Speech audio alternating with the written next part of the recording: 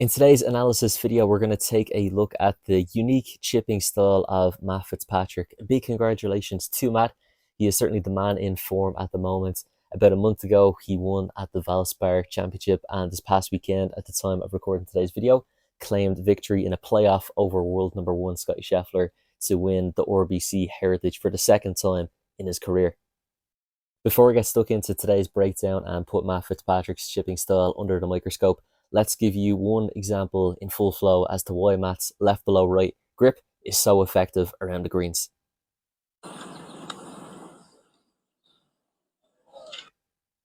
So if you've been following the channel for any small length of time, you may have noticed the full swing technique breakdown that I did of Matt Fitzpatrick about a month ago when he won at the Valspar. So following his latest win, there was a lot of points to discuss from his full swing, and there's as many for his short game. And particularly if you struggle around the greens with the dreaded yips, the unmentionables around the green, you're certainly going to get a lot of valuable insights from today's breakdown. So Matt first introduced this left below right grip that you can see him deploying here as a drill for his full swing. Now, he eventually took it into his short game not just in a drill, but actually in the heat of battle out on the golf course. Now, if you look at his chipping grip here, the left below right is doing a number of things in the address position.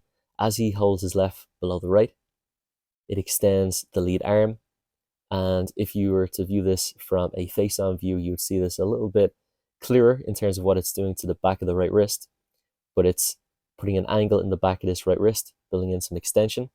And it's also introducing a flexing of the trail arm. Now, from here, the angles that you're seeing from the back of the right wrist, that extension, and the flexion of the right arm, those two amounts of flexion and extension are maintained throughout the chipping stroke, which makes his contact very, very predictable. Now, I'm well aware that anyone who's clicked on this video is probably done so because they're quite keen to learn more about this chipping style of left below right and to give this a go themselves. So as we get into the finer details of exactly how Matt places his left below his right in this cack-handed or cross-handed grip style, as some people would call it, you can also see when we get into the specifics of this, if you're trying to leave no stone unturned to copy exactly how Matt does it, you can see that he actually overlaps as well here with the index finger of his right hand. Now, this left below right chipping grip does a number of positive things to your setup position. For one, when we look at the shoulders, it goes a long way towards leveling them out here. A lot of amateur golfers who are quite poor chippers, it often stems from a poor setup position, which sees excessive spine tilt away from the target, which then sees their right shoulder drop way too far below their left shoulder. And from there, that excessive tilt away from the target produces a lot of compensations from there and a lot of very difficult to time pieces, particularly from how the right arm and the right wrist function from that point onwards. One of the main reasons why an amateur golfer might benefit from giving this technique a go is because of the effect that this grip can have on encouraging the hands to stay forward of the club head, coming into and through the impact zone. Many an amateur golfer who struggles with sculling shots through the back of greenside is going to come from the club quickly outracing the hands as they come into the strike. This grip certainly encourages the hands to stay forward to ensure that that doesn't happen for Matt. And what we can also see that encourages his contact to be super consistent is the angles that he presets at address. So in terms of the extension in the lead arm, like we referenced at the start, also the amount of flex, the trail arm, and the amount of angle or extension in the back of that right wrist, these are exceptionally well maintained throughout the stroke. So if we take Matt to the top of his backswing here, so let's pause Matt at the top of his backswing here for this chip shot. And this creates a really good image here that you can certainly learn quite a lot from. And it's a great reference point here to show you just how well those pieces that we discussed from the address position, how well they've been maintained throughout the stroke. So you can see that extension in the lead arm as the arm works across the chest. So some really nice connection kept here from that lead arm in the chest. We can look at the lead arm and its relationship to the shaft here, almost all forming one straight line here by this point. But the straightness in that lead arm has been maintained, as has the amount of flex in that right arm, and also the amount of extension that he has in the back of that right wrist. So when these pieces don't deviate a whole lot from where they started at, you're in a position now where you're going to have a pretty easy time of knowing exactly how that club is going to be delivered as it comes to your impact. So really what's driving the motion to allow these pieces stay intact is that the torso and the shoulders are really doing all the heavy lifting here. So when we look at, let's say, his position of the chest at address versus top of the backswing here for this chip shot, we can really see, again, hands are trying to stay quite passive, locking in all those pieces from both arms and wrists at the start, and just maintaining that throughout the stroke, back, through. So amongst some of the pieces here, although they may look a little bit on the unique side of things, for certain elements of his chipping style, when we draw in a couple of key reference lines, let's say we box in his head just with a couple of lines from the top and the front of his cap, if you notice how his body moves through the shot, albeit the camera isn't the most stable when this was recorded, you can still see plenty clear enough that his head is moving up and to the left from its starting position. So this is a characteristic we see amongst all the best short game artists that have played the tour, that they make themselves taller and finish left as they come through the strike. The poorer chippers that you see maybe at your local golf club, they tend to make themselves smaller going through the shot. Now with this chipping style, we did throughout the video reference that the left below right encourages the hands to lead the club head coming into the strike.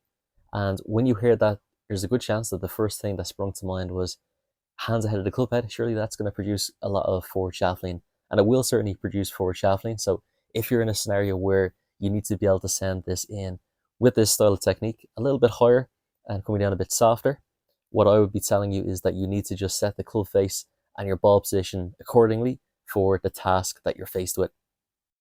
If you do find yourself in a scenario on the golf course, which you may well do on your very next round of golf, where you've done a bit of practice with this technique, you enjoy the benefits that it's giving you in terms of the pure contact, but you need to be able to increase the trajectory, get that ball coming down a bit softer, and you don't want to change the grip, all I would simply say is configure the club face open to an amount that suits the needs of the shot you're faced with. Maybe move the ball a little bit forward in a stance as well to help get some extra height. And once you're happy with how open you've placed the club face behind the ball, then form your grip with left below right, and you're in a position to be able to execute the shot that you need, no problem. If you've enjoyed today's video, make sure to hit the thumbs up and the subscribe buttons. It really helps with the growth of the channel, but it also just ensures that you won't miss out on any future content coming from myself here on the channel, of which there's plenty lined up to be released very shortly. For any golfer who has stayed until the end of a lengthy video like this, which is quite detailed, orientated, and very heavy on the educational side of things when it comes to the golf swing, you strike me as someone who is serious about learning and serious about finding ways to improve their own golf. If that is the case, then you can reach out and connect with myself today, regardless of where you are in the world. My name is Seán Marks. I'm a PGA professional and I specialize in teaching the full swing, and I help golfers worldwide through an app called Skillest that I use for my online coaching, help players reach their full potential tee to green. The online program that I run on Skillest that helps people of all ages and all skill levels reach their full potential tee to green is called the Long Game Transformation Program. The minimum commitment for this program for students looking to sign up is that of a 3-month period. Often is the case where students want to continue on long beyond this point because they've seen the value in it, their game has seen the improvements, and they want to continue to push the boundaries and see what's possible. But let's say that you only wanted to sign up for the first 3 months. Here is exactly what I can promise you you will learn. You will learn the 3 fundamentals required to completely transform your long game, and that is strike, direction, and distance. The first, in strike, you need the ability to control your low points. Second of all, when we touch on direction, you need to be able to have a predictable curve and a consistent shot shape that you can rely on out on the course. And third is distance. You need to be able to know how to pump enough distance into your game to be competitive at the level of this sport that you desire to play at.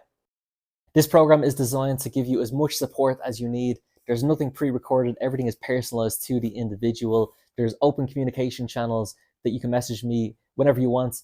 Anytime you have a question, you can message me. There's unlimited feedback on the program. And if you're ever in doubt as to whether you're doing a drill correctly or whatever the case may be, you can message me and get feedback within a turnaround time of never any more than 24 hours. If you're ready to start improving today, I will leave a link underneath the video in the description box where you can download Skillest. Alternatively, you can search for it on the App Store and get started on your improvement journey today. If you want in-person coaching with myself in Ireland, I also work with players based in Ireland online. But if you'd like in-person coaching, you can see my booking diary on my website, seanmarksgolf.com.